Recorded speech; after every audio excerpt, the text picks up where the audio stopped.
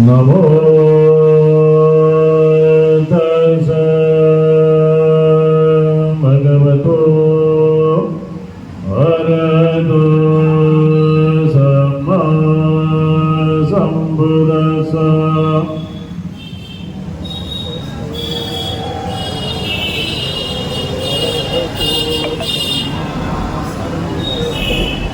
नमो तस्स भगवतो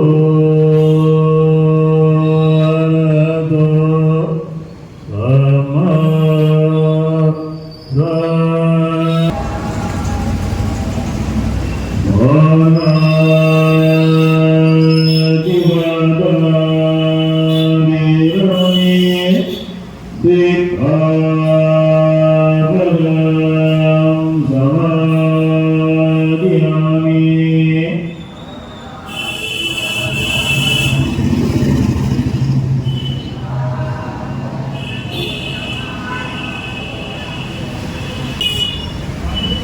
तो ये महाबोधि महाविहार सम्राट अशोक की हमारी धार्मिक विरासत, ये सम्राट अशोक छत्तीसगढ़ की छोटी मोटी रियासत के राजा नहीं थे। बिखरे हुए भारत को संगठित करके अखंड भारत का निर्माण करने वाले एक मेव चक्रवर्ती सम्राट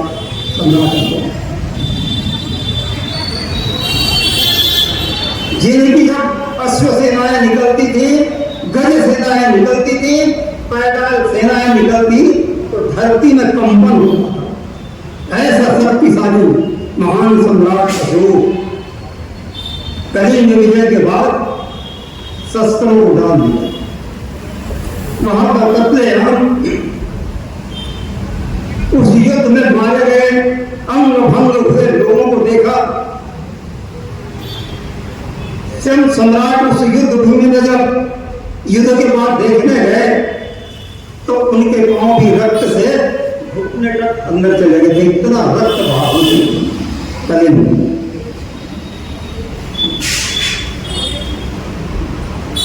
उससे उनका हृदय पसीज गया।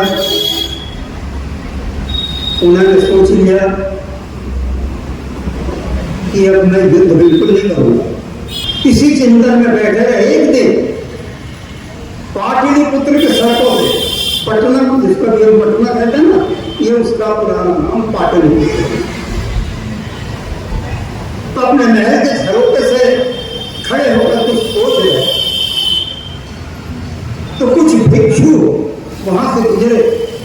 बड़े ही शांत ढंग से, बड़े नपे तुले हिसाब से हाथों का हिलना, बड़े नपे तुले ढंग से इन पैरों की पदचाप ऐसे चलना, इधर उधर नवे जाना, दृष्टि ऐसी कि मुश्किल से ही 5 फीट का जगह दिख जाए और दृष्टि उतनी जाए कि कोई छोटा मोटा प्राणी उन भिक्षुओं के पांव के तले दब कर न मर जाए।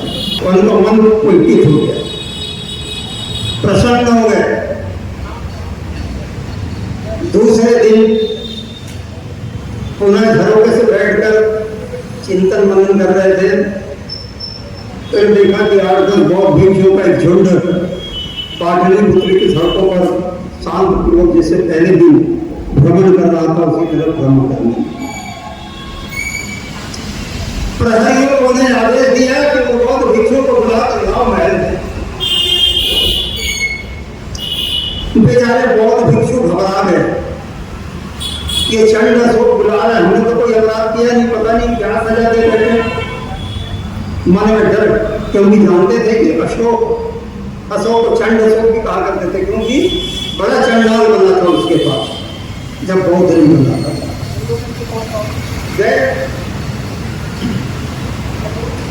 अशोक ने बड़े सम्मान के साथ उन बौद्ध भिक्षुओं को बिठाया, नमन किया, प्रणाम किया, चर्चाएं हुई, बुद्ध की चर्चाएं हुई, राजकारण पर चर्चा हुई, देश की प्रजा पर चर्चा हुई, विद्या शिक्षा पर चर्चा हुई, अनेक विषयों पर चर्चा हुई। सम्राट अशोक ने क्या चिंता की भाई? जनता की बढ़िया सड़कें बनवाई। पहला काम, सड़कों के अगल बगल में छांवदार वृक्ष लगाए, फलदार वृक्ष लगाए कि चलने वाले राहगीरों को यदि भूख लगे तो फल तोड़ कर खाएं, और ज्यादा भूख लगे तो उसकी छांव में बैठ जाए। और इतने से ही काम नहीं चलेगा, यात्री को पीने के लिए पानी भी चाहिए ना, तो सड़कों में उन्होंने एक दूरी तय कर कुएं खुदवाए, तालाब बनवाए। अशोक का मन नहीं भरा, इतने से काम नहीं चलेगा। रास्ते पर कोई बीमार पड़ेगा तो उसका क्या होगा? तो फिर उन्होंने मार्ग में चिकित्सालय बनवाए। उस समय ऐसी कार्य कहाँ थी?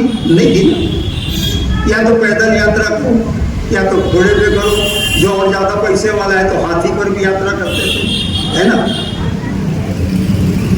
तो उन्होंने कहा कि जो घोड़े हाथियों पर यात्रा करेंगे, यदि वो उनकी सवारियां बीमार पड़ गई तो फिर कैसे करेंगे? क्या रास्ते में छोड़कर फिर पैदल जाएंगे?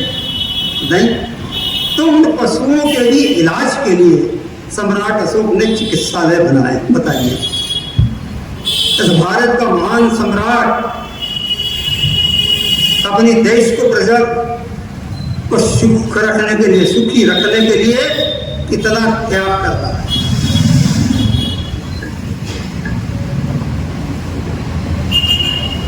और राज्य की सीमा का निर्धारण आप करते बैठिए, इतिहास में पढ़िए।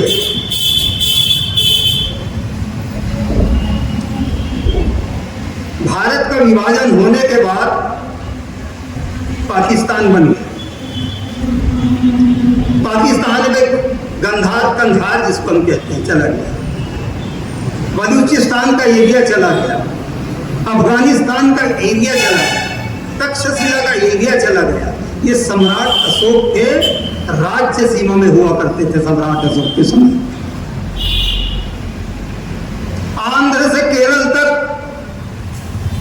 सम्राट अशोक का राज्य फैला हुआ था। वो जो चक्रवर्ती सम्राट थे, किसी एक नगर या एक शहर के राजा नहीं थे, चक्रवर्ती थे, पूरे भारत के सम्राट थे।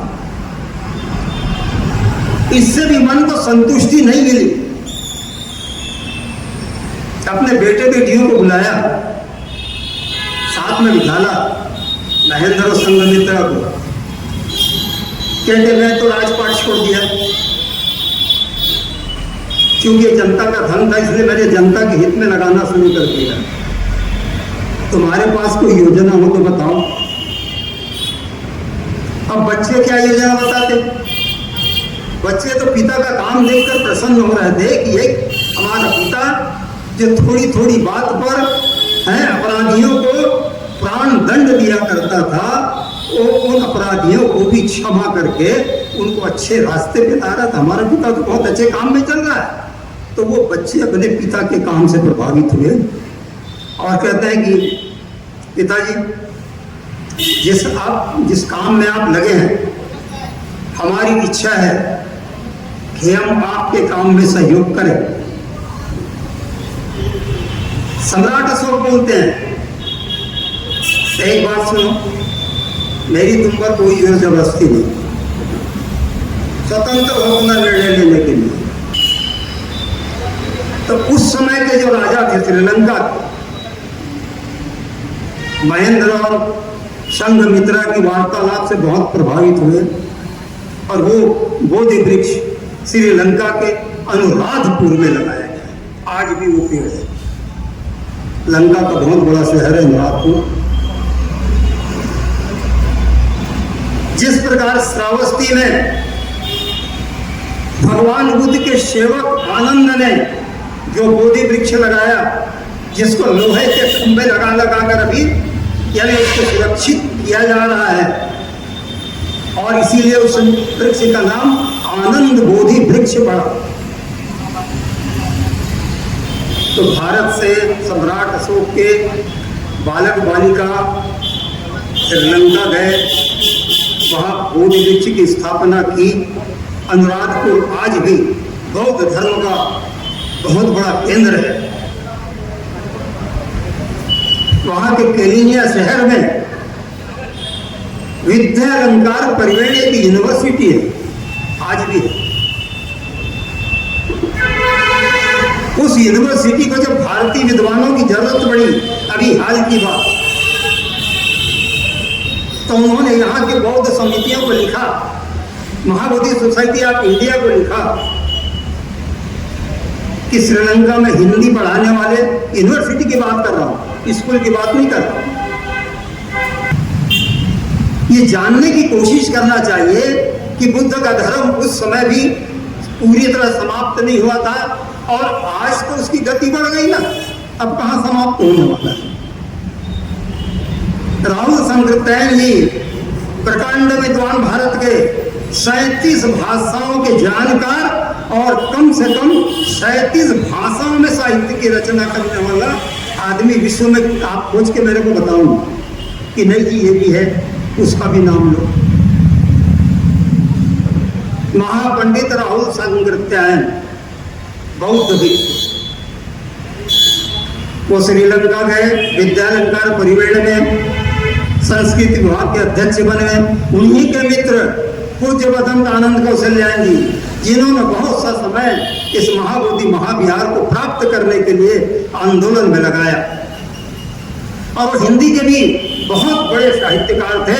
और अभी आपको बताऊं, देश में भाषा का झगड़ा चल रहा है, धर्म का झगड़ा चल रहा है ना, ये देश का सत्यानाश हो गया है। जो शासक सत्ता पर बैठे हैं पगला गए हैं सत्ता के कारण। महाराष्ट्र में मराठी नहीं बोल रहा, उसको पीट रहे हैं, है ना। कल यहाँ भी छत्तीसगढ़ी ना बोले, उसको कहीं पीटना चालू ना हो। तो ये भाषा के विवाद, धर्म का विवाद, इस रोड से यदि हम चलेंगे तो ये चलने वाले बड़े धार्मिक लोग हैं, ये अपवित्र हो जाएंगे। तो फलाने जाति का दुकान नहीं होना, फलाने धर्म वालों का दुकान नहीं है, क्या चल रहा है देश में। और हमारे प्रधानमंत्री जी कहते हैं कि भारत बहुत बड़ी उन्नति कर रहा है। अरे बिहार के पूर्णिया में शायद कल ही बताया था, 5 निर्दोष लोगों की हत्या करके जला दिया गया।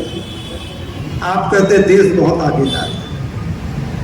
अरे तुम रूढ़िवाद से, अंधविश्वास से, जातिवाद से नहीं निकल रहे हो, और तुम इस देश को फिर उसी दलदल में घुसेड़ने की कोशिश कर रहे हो, धर्म के नाम पर, जाति के नाम पर। बाहर जाते तो कहते मैं बुद्ध के देश से आया हूं, यहां जैसे ही आते हो तो तुम्हारे नारे ही बदल जाते।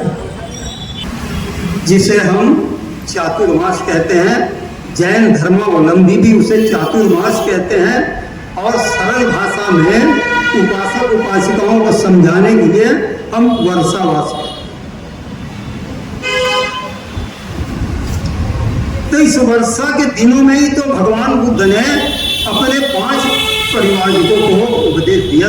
यही वर्षा का समय है, जिसको मैं अपनी इस धर्म की बात बताऊं और वो समझ सके, और मेरा यदि अच्छा कार्य है तो उसमें सहयोग कर सके। तो भगवान बुद्ध एक वृक्ष के नीचे बैठे थे, ध्यानस्थ हुए। उन्होंने पहले भृगु का याद किया, भृगु उनके आचार्य थे। ध्यान भावना से पता चला कि उनका देहांत हो गया। फिर ध्यान भावना से आलार कालाम का पता लगाया, उनका भी देहांत हो गया। आलार कालाम, उद्धत राम पुत्र का भी देहांत हो गया, कोई नहीं बचा। क्योंकि इन आश्रमों में रहकर सिद्धार्थ ने क्या सीखा था? ज्ञान साधना, श्वास प्रश्वास को अपने कब्जे में कैसे करना, ये उन्हीं आश्रमों में सिद्धार्थ ने सीखा था, इसलिए जब इनको ज्ञान की प्राप्ति हुई तो उन्होंने कहा ये महान लोग हैं, जिनसे मैं कुछ लेकर आगे बढ़ा वो महान लोग हैं, तो मैं उन्हीं को जाकर ये बातें बताऊंगा। लेकिन ये जब नहीं रहे तो फिर उन्हें अपने उन 5 सहयोगियों की याद आई जो तपस्या काल में उनके साथ उनकी मदद कर रहे थे और स्वयं भी तपस्या में थे। कौंडिन्य, भद्य, महानाम, पशुपति। ब्राह्मणी ग्रंथों में उन सबको ब्राह्मण बता दिया। अरे भाई सब ब्राह्मण नहीं थे, वो 5 अलग अलग जाति के थे, है ना। ये हमारा जो पाली वाङ्मय है कि सबको ब्राह्मण बताने वाले, लिखने वाले, उन्होंने इतिहास को दिग्भ्रमित किया है।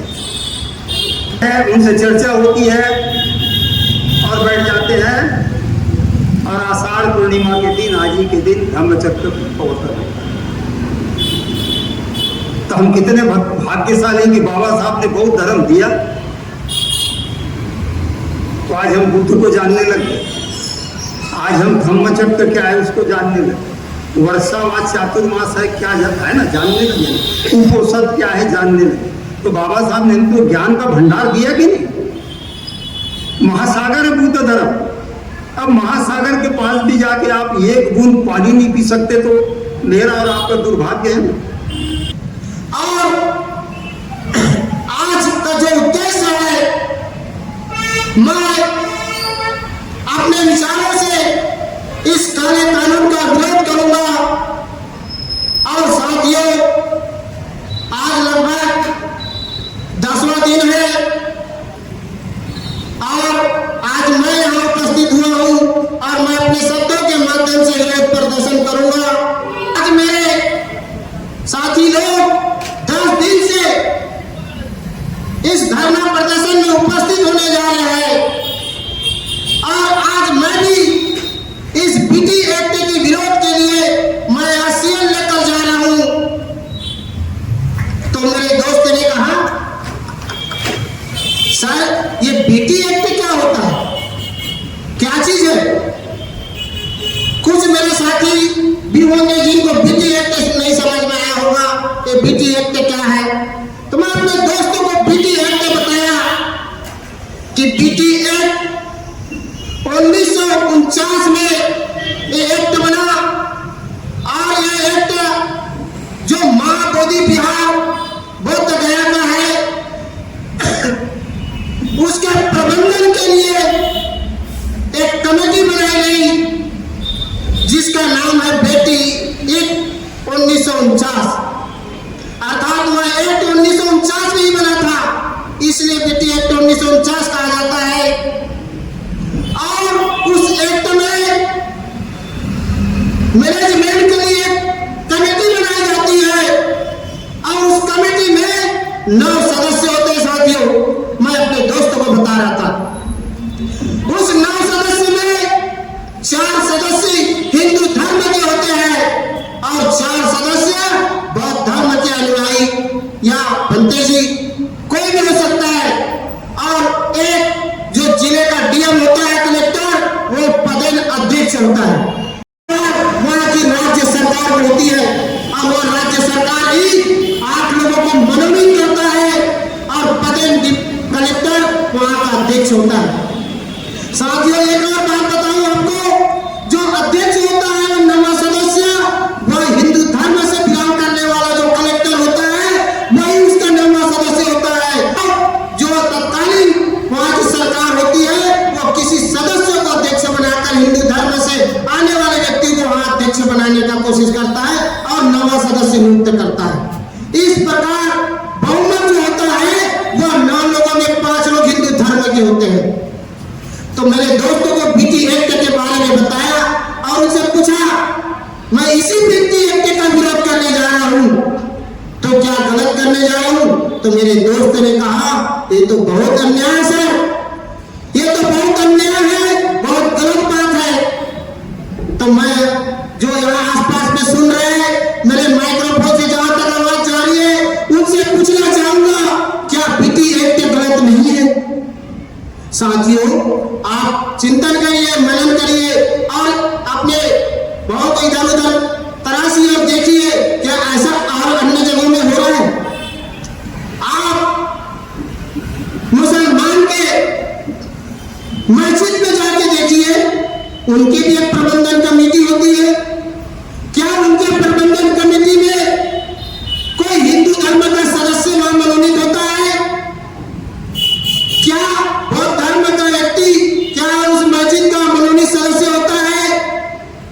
या ईसाई होता है? नहीं होता है साथियों। आप गिरजाघर में जाके देखिए, क्या गिरजाघर के मैनेजमेंट कमेटी में कोई बौद्ध सदस्य वहां मनोनीत किया जाता है? या कोई हिंदू धर्म का हिंदू व्यक्ति को मनोनीत किया जाता है? या ईसाई व्यक्ति हुए ही उसका मैनेजमेंट कमेटी के सदस्य होते हैं?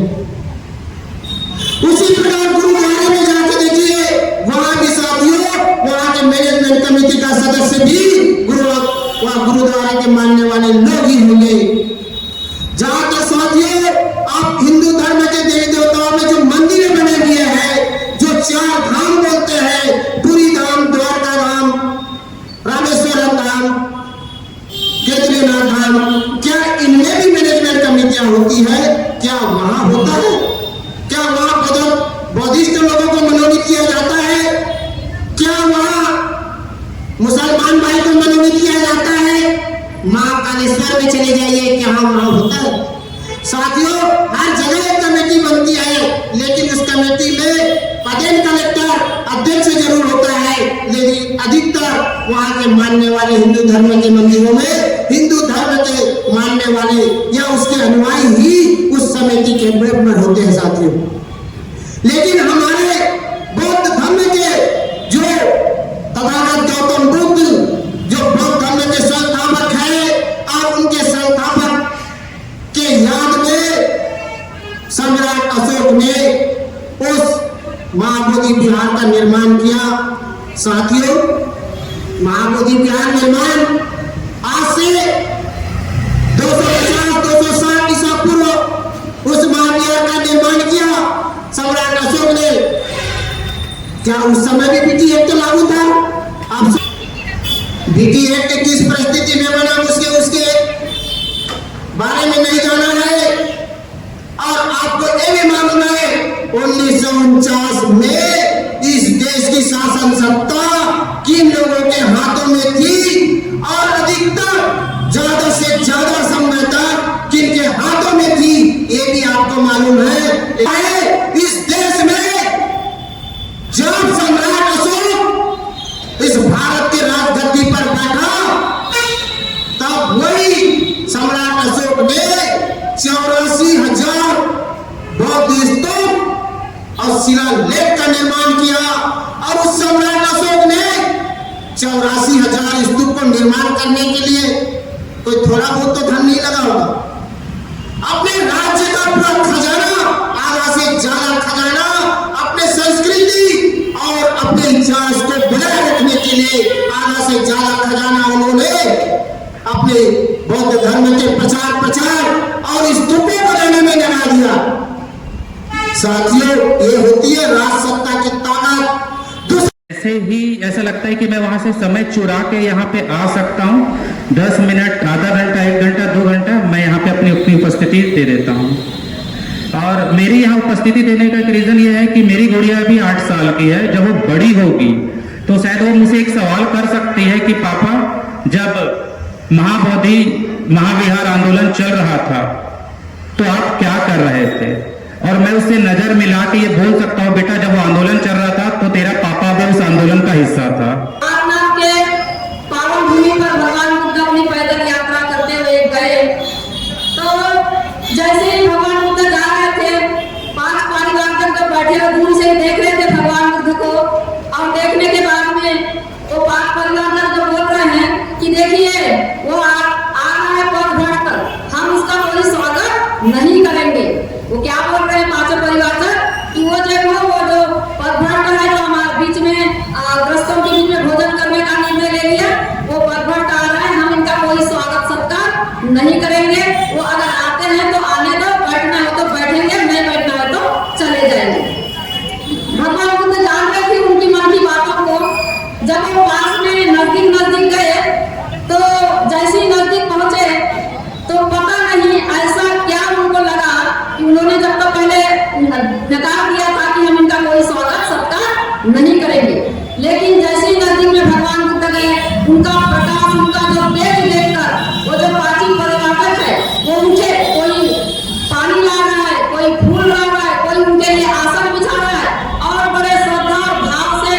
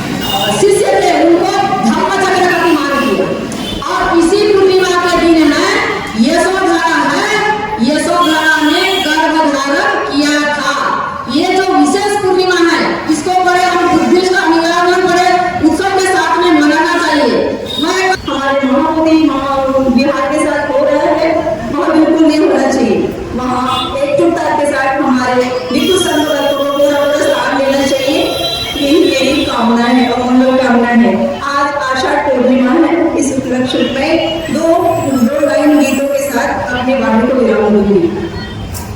बुद्ध शरण के बिना शरण दूजा कोई, मेरा मंगल तेरा मंगल सबका मंगल होए, तथागत सबका मंगल होए। पंचशील धारण करे अवगुण रहे न पास, पंचशील धारण करे अवगुण रहे न पास, प्रज्ञाशील करुणा से होय अमंगल नाश, तथागत होय अमंगल नाश। अभी हम लगातार जो है महाबोधि महाविहार को अब बौद्धों के हाथों से हम बौद्धों को सौंप दे और बीटी एक्ट जो है उसको रद्द करने के प्रयास में लगातार बोध गया में वहाँ पर 100 दिन से ऊपर में आंदोलन चला। बाबा साहब अम्बेडकर जी ने ये कहा है कि मैंने इतना संघर्ष त्याग करके मैंने ये आपके हक अधिकार का रथ जो है संविधान बना के आपको सब हक अधिकार दे दिया है, तो आप इसको सब मेरा अधिकार को हम सुरक्षित रख सके। क्या बाबा साहब का जो सपना था, हमने ईमानदारी से बाबा साहब का मिशन का काम किया है? अपने आप से आप पूछिए कि बाबा साहब ने हमारे ऊपर जो विश्वास रखा है कि मेरे बाद मेरा अधूरा सपना भारत वर्ष में पूरा करेंगे, क्या हम इस पर खरे उतरे हैं? और जब खरे नहीं उतरे तो क्या कारण है, क्यों नहीं उतरे? इसको हमको समझना पड़ेगा। बाबा साहब अपना जीवन संघर्ष 1927 से चालू किया है, आंदोलन 1927 से चालू किया है और निरंतर उन्होंने 1956 तक चलाया है, 1956 तक चला है, यानी उनका लगभग 30 साल का संघर्ष है, जीवन के 30 साल का संघर्ष है बाबा साहब ने। बाबा साहब ये जानते थे कि ये लोग जो है हमको कुछ नहीं दे सकते, इस बात को अच्छी तरह बाबा साहब जानते थे। ये लोग हमें कुछ भी नहीं देंगे, ना पहले भी दिए कभी, ना उन्होंने हमको पहले भी कभी दिए हैं, और हम उन पर हाथ लगा के बैठे हम वो हमको दे देंगे। ये भ्रम है हमारा, वो हमको कुछ नहीं दे सकते। बाबा साहब जानते थे कि ये लोग हमें कुछ भी नहीं देंगे, और इसलिए बाबा साहब ने किसने हमको जो है इतना बड़ा जो है स्वतंत्र संस्था दी गया, इसके लिए आपको समझना पड़ेगा। इनका उनका जो रोल में 3 साल से वो जो है ना अपने हक के लिए है ना तो ब्रिटिश हुकूमत से मांग रहे थे। किससे मांग रहे थे? इनसे नहीं मांग रहे थे, जो हम जिससे मांगने का हम बैठे हैं उनसे नहीं मांगे, क्योंकि बाबा साहब जानते थे कि हमें कुछ भी नहीं देंगे। हजारों सालों से इन्होंने हमको कुछ भी दिया नहीं है, हजारों साल हो गए, दिया गया कुछ भी नहीं दिया, हजारों साल बीत गए, कुछ भी नहीं दिया, तो ये हमें क्या दे सकेंगे? हमें भ्रम में ना रहे। और अगर हमको देना है तो हमको बाबा साहब ने जिस तरह हमको जो है ना उन्होंने संघर्ष किया और हमको है ना स्वतंत्रता न्यायाधिकार दिया, हमको उसी को लेकर संघर्ष करना पड़ेगा, शांति से नहीं मिलने वाला है। दिशा को देखते हैं तो हम आज है ना शिक्षित तो जरूर बने, शिक्षित जरूर बने, लेकिन संगठित नहीं हुए और संघर्ष बहुत दूर है, बहुत दूर है। शिक्षित बने, संगठित नहीं बने, संघर्ष बहुत दूर है। तो हमको बाबा साहब के सपनों को अगर साकार करना है तो बाबा साहब ने हमको जो है ना पांच सिद्धांत बताए, बाबा साहब ने पांच सिद्धांत समझाए। जैसे भगवान ने हमको पंचशील दिया, इसे बाबा साहब को हम अपना उद्धार करते मानते हैं, बाबा साहब को हमारा मुक्तिदाता मानते हैं। बाबा साहब ने हमारी मुक्ति कैसे की, ये पांच सिद्धांत को लेकर के। और सबसे पहला जो उसका सिद्धांत है शेखनिक सिद्धांत। सिद्धार्थ गौतम बुद्ध ने उपदेश किया था, जिसे हम धम्मचक्र प्रवर्तन सूत्र कहते हैं। भगवान बुद्ध की वाणी को सुनकर कौंडिन्य भिक्षु को तुरंत ज्ञान प्राप्त हो गया, साक्षात्कार हो गया। भगवान बुद्ध के अगर हम धर्म की बात करेंगे, धर्म की बात करेंगे, सिर्फ 5 लोगों ने, सिर्फ 5 लोगों ने धम्म को गतिमान किया। आप बताइए कितने लोग हैं?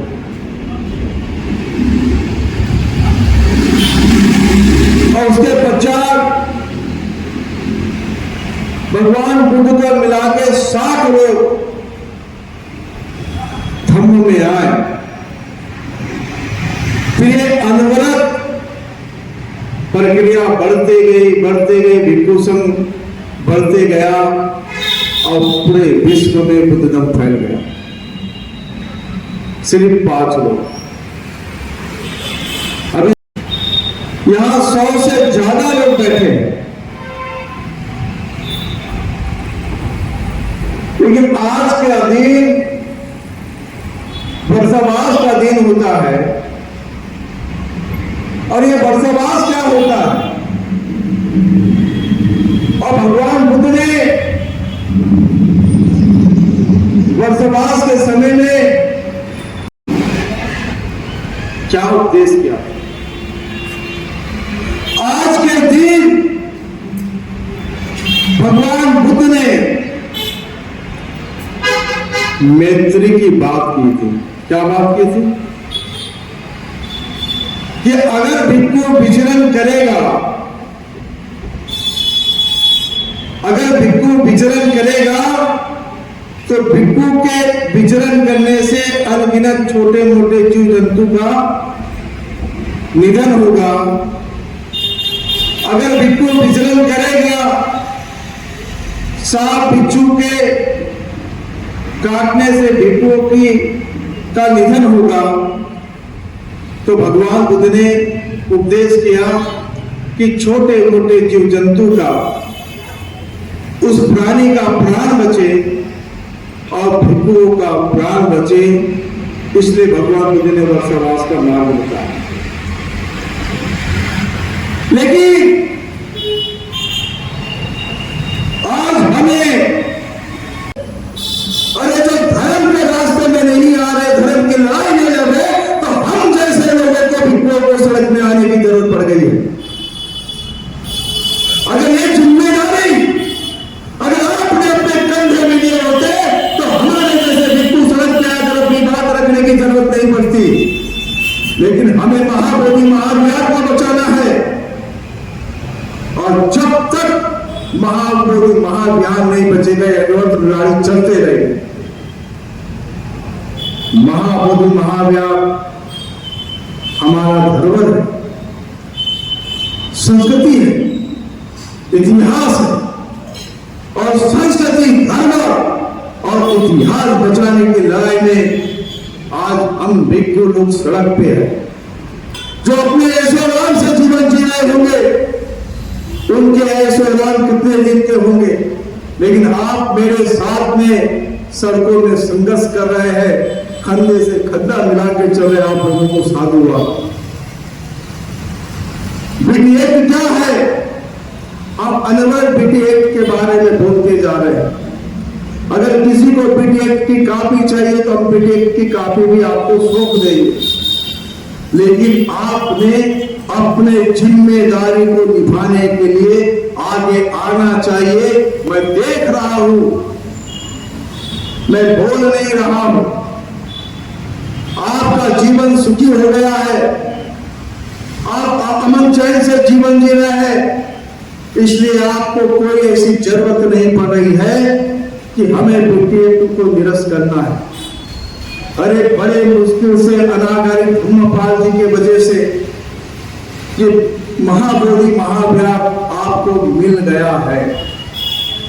अगर अनागारी धम्मपाल नहीं होते, अलेक्जेंडर कलिंगन नहीं हुए होते, आपको चाहिए तो ये लड़ाई में हमने अनवरत चलते रहना पड़ेगा। हम जो लड़ाई लड़ने की बात कर रहे हैं, हम इतिहास को, संस्कृति और धरोहर बचाने के लिए जो व्यक्ति सामने नहीं आता है, वो गोबर के कीड़े की भांति गोबर में पैदा होता है और गोबर में ही मर जाता है।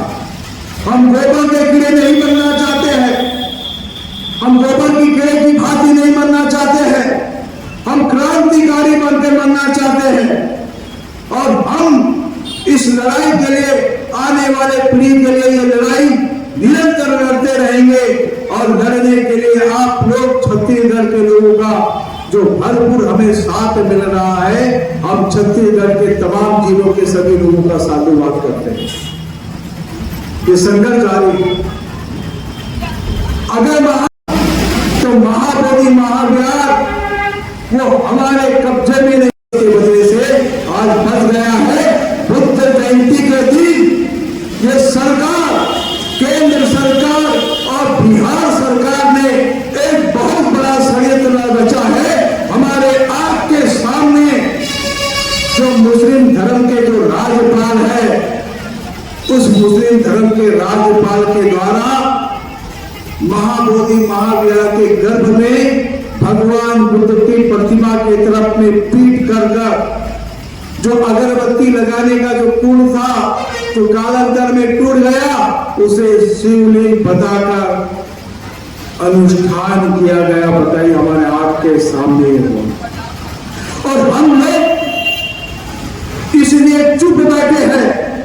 अगर 2025 में BTAT दौड़ाया जाता है, 2025 में अगर संविधान नहीं, इसका कारण हम खुद स्वयं है कि हम पुरानी बात नहीं करेंगे कि BTAT कहां है, लेकिन BTAT के वजह से आज हमें ये दिन देखना पड़ रहा है। ये BTAT का असमानतावादी है, कानून है और 134 साल का जो आंदोलन है, ये कोई छोटा मोटा आंदोलन नहीं है। 134 साल, इस आंदोलन के लिए कितनी बड़ी लड़ाई है। 134 साल का संघर्ष लग गया, 134 साल का संघर्ष। और BTAT में 4 बौद्धों का लेने के लिए 58 साल बाद BTAT बना है। कितने साल बाद? और 58 साल बाद जब BTAT बना है तो संघर्ष के चलते राजेंद्र प्रसाद जी ने पूर्णता बोर्डों को सौंपने की बात नहीं करी, बल्कि देवमित्र अनागारी के धम्मपाल जी के शिष्य को, देवमित्र जी को उन्होंने दिखाकर समझौता कराया, मान के साथ में समझौता कराया और 4 हिंदू, 4 बौद्ध और कलेक्टर उसका पदेन अध्यक्ष होगा, ऐसा इस कानून में लिखा हुआ है। और संघर्ष के कारण कई लोग वो कहते हैं, अरे लड़ाई, सड़कों पे लड़ाई होने से क्या होगा। मैं बता दूं, अगर ये लड़ाई सड़कों पे नहीं हुई होती, कोर्ट में नहीं हुई होती, तो BTAT भी नहीं बना होता, जिसमें 4 बौद्ध भी दिया गया।